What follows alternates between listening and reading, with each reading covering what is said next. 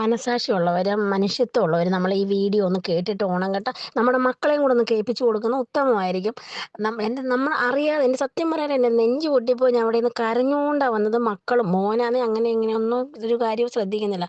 ഞാൻ നോക്കിയപ്പോൾ അവൻ്റെയും കണ്ണൊക്കെ നിറഞ്ഞ് ഞാൻ ഇറങ്ങി പള്ളിയിൽ നിന്ന് ഇറങ്ങി വന്ന് ഈ വഴി അമ്മയ്ക്ക് ചെറിയൊരു ചായ കുടിക്കാനുള്ള ഒരു പൈസ കൊടുത്തു കഴിഞ്ഞപ്പോൾ അമ്മ കുറേ കാര്യങ്ങൾ ഇങ്ങോട്ട് പറഞ്ഞ് ഒരുപാട് നല്ല മനുഷ്യരുണ്ടല്ലോ, ഇത് കേട്ടിട്ട് അമ്മയെ സഹായിക്കാൻ പറ്റുന്ന ആരെങ്കിലും ഒക്കെ ഉണ്ടെങ്കിൽ നല്ല ആ പള്ളിയിൽ വരുന്ന ആരെങ്കിലും ഒരു 50 രൂപ വീതം എഴുതി കൊടുത്താലും പാവൻ രക്ഷപ്പെടും. സഹായിക്കാൻ മനസ്സുള്ളവർ എനിക്ക് മെസ്സേജ് അയച്ചാൽ ഞാനത് വേണ്ടുന്ന കാര്യം എന്താണെന്ന് വെച്ചാൽ പറഞ്ഞുതരാം. ഇതൊന്ന് കേട്ടുകൂടെ നോക്കണേ. സത്യം പറഞ്ഞാൽ എനിക്കങ്ങ് സങ്കടം സഹിക്കാൻ പറ്റിയില്ലായിരുന്നു കേട്ടോ.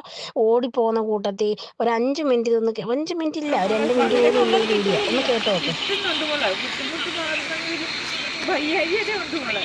വെയിലായ അവിടെ ഇരിക്കാൻ പറ്റത്തില്ല, കുട്ടികളെ വെട്ടി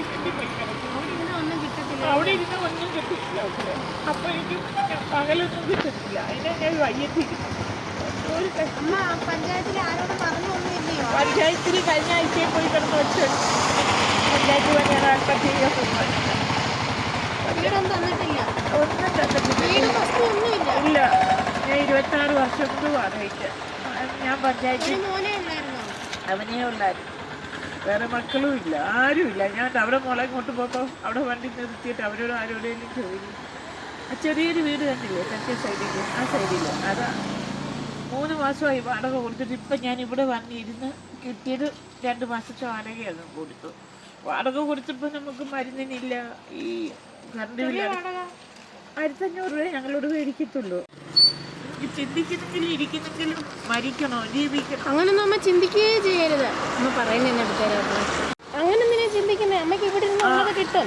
മരുന്നിന് വേണം മോളെ, ചെലവിന് വേണം. 2 പേരുടെ ചിലവേ ഉള്ളൂ. ചെലവിന് വേണം, മരുന്ന് വേണം, വാടക വേണം.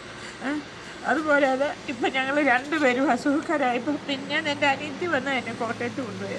ഈ പേപ്പർ മിനിഞ്ഞാൻ അമ്മ ഇങ്ങനെ വെച്ചാൽ നനഞ്ഞത് പോകത്തില്ലയോ? ഇല്ല, അത് ഈ മാസത്തെ 3 വട്ടം കോട്ടയത്ത് ഈ മാസത്തെ ക്യാൻസറാണോ? അത് RCC കാണിക്കാൻ പറഞ്ഞുകൊണ്ടിരുന്ന RCC പോകാൻ പറ്റത്തില്ല മോളെ. അപ്പം അമ്മയ്ക്ക് എന്തെങ്കിലും പറ്റിയ ഭർത്താവ് എന്തോ ചെയ്യും? ഞാൻ ഭർത്താവ് എന്നെക്കായി സീരിയസ് ആയിട്ടിരിക്കുക. ഹാർട്ടിന് പ്രശ്നമാണോ? കരളെല്ലാം പോയിരിക്കുക, ചത്തതാടും കടന്നു. ഇപ്പോൾ ഈ ഡിസംബറിലേ, ഈ കഴിഞ്ഞ ഡിസംബർ ക്രിസ്മസിനൊക്കെ ഞങ്ങൾ വണ്ടാനിട്ട് മെഡിക്കോളേജിലാണ്. അപ്പം എനിക്ക് ഇപ്പം ഈ മഴയൊക്കെ ആയില്ലേ മോളെ, ഇപ്പം തണുപ്പായില്ലേ, ഇപ്പം എനിക്ക് സുഖമാണ്. എനിക്ക് വെയിൽ വരുമ്പോഴേക്കും ഏറ്റവും മൊത്തം വെയിലല്ലായിരുന്നോ? അന്നേരം ഇവിടെ ഇരിക്കത്തില്ല മോളെ, അവ വെയിറ്റ് ഷെഡിൽ പോയി കിടക്കും, അവിടെ കിടക്കും കുറച്ച് പേര്. പിന്നെ വെയിൽ കൊള്ളുമ്പോഴത്തേക്ക് ഏറ്റവും കൂടിയ മഞ്ഞപ്പിത്തം വന്നതായിട്ട് കരളിൽ, കരളിന് വേദന.